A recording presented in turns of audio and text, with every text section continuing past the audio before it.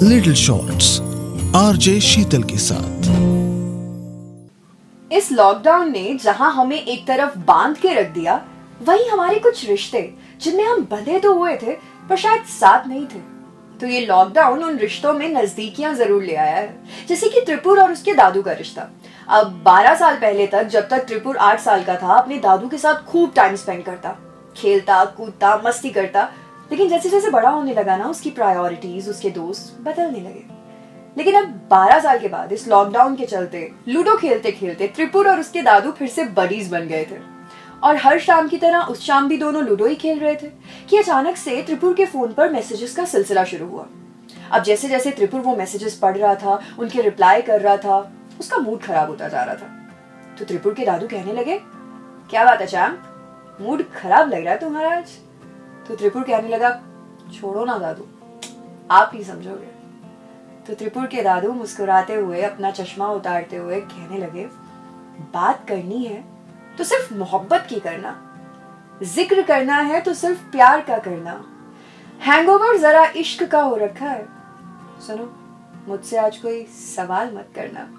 तो त्रिपुर हैरान होते हुए कहने लगा, नॉट बैड दादू, मुझे नहीं पता था कि मेरे बूढ़े दादू के अंदर एक जवान शायर भी बैठा है। तो त्रिपुर के दादू कहने लगे, बेटा मैं कोई पैदा ही थोड़ी ना बूढ़ा हुआ था, कभी जवान भी था और तभी मिली थी वो मुझसे।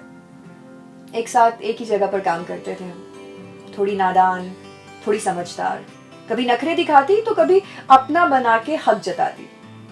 एक आम सी लड़की पर बहुत खास, जिसने मुझ जैसे बेलगाम घोड़े पर लगाम कस दी थी। प्यार हो गया था हम दोनों को, कभी एक दूसरे के साथ तो कभी एक दूसरे के ख्यालों में, कभी तेज बरसात में भीगते हुए तो कभी तपती धूप में छांव ढूंढते हुए, कभी एक दूसरे की नादानियों पर हंसते हुए तो कभी छोटी छोटी प्रॉब्लम्स के सॉल्यूशंस ढूंढते हुए, कभी एक दूसरे में अपनी दुनिया तलाशते हुए और कभी पूरी दुनिया को भुला के एक दूसरे में खोए हुए। सब कुछ बहुत ही खूबसूरत था। लेकिन फिर एक दिन उसके घर से चिट्ठी आई, उसे जाना था, कुछ प्रॉब्लम हो गई थी उसके घर पे। फिर पता चला कि उसके लिए लड़का ढूंढ रहे हैं, उसकी शादी तय हो रही है और मेरी जिम्मेदारियां मेरे प्यार पे हावी हो रही थी।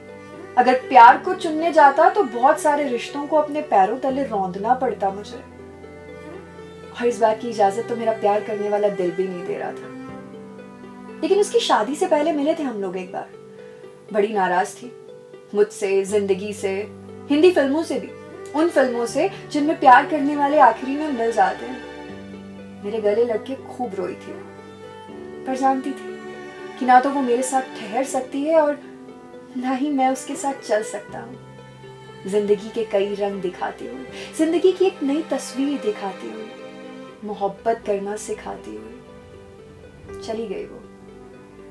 पर शायद गई नहीं, रह गई मुझमें, मेरी बातों में, मेरी यादों में, मेरे ख्यालों में, आज भी है कहीं पे। तो त्रिपुर ने झट से अपने दादू को गले से लगा लिया और त्रिपुर के दादू कहने लगे, चल मुझे सेंटी मत कर चैम, लूडो खेलते हैं। और उस शाम लूडो खेलते खेलते त्रिपुर दो बातें तो समझ गया था।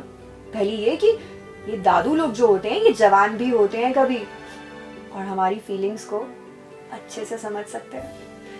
और दूसरी बात ये कि प्यार का मतलब, इश्क का मतलब हर बार पाना नहीं होता है, और इश्क को हर बार दर्द बनाना जरूरी नहीं होता है।